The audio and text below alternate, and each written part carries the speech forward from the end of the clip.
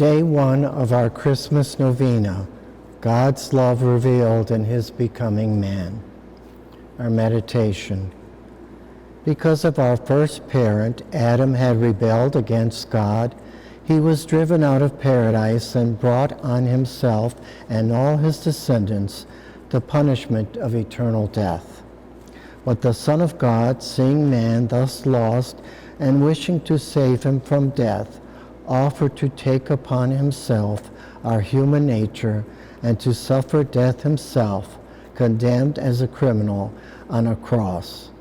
But my son, we may imagine the eternal Father saying to him, think of what a life of humiliations and sufferings thou wilt have to lead on earth.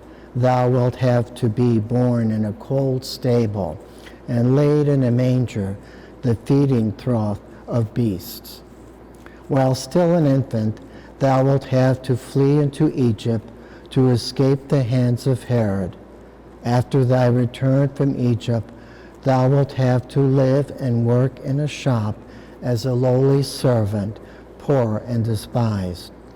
And finally, worn out with sufferings, thou wilt have to give up thy life on a cross, put to shame and abandoned by everyone.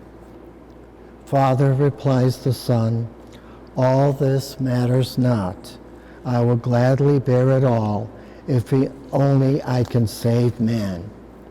What should we say if a prince, out of compassion for a dead worm, were to choose to become a worm himself and give his own lifeblood in order to restore the worm to life?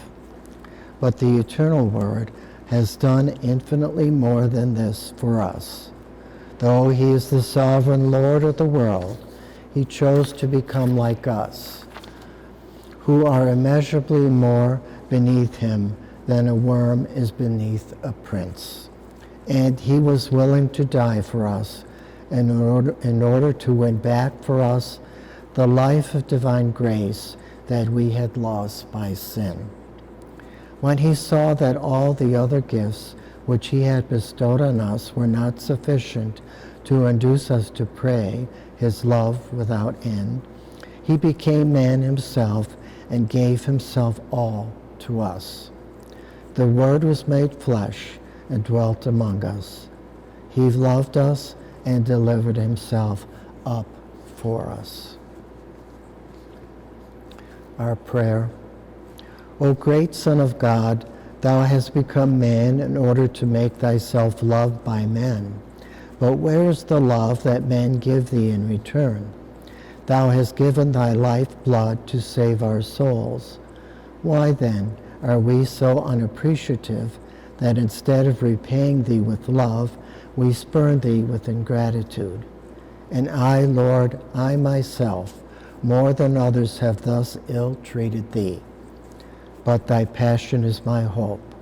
For the sake of that love which led thee to take upon thyself human nature and to die for me on the cross, forgive me all the offenses I have committed against thee. I love thee, O Word incarnate. I love thee, O infinite goodness. Out of love for thee, that I could die of grief for these offenses. Give me, O Jesus, thy love. Let me no longer live in ungrateful forgetfulness of the love thou bearest me. I wish to love thee always. Grant that I may always persevere in this bodily holy desire.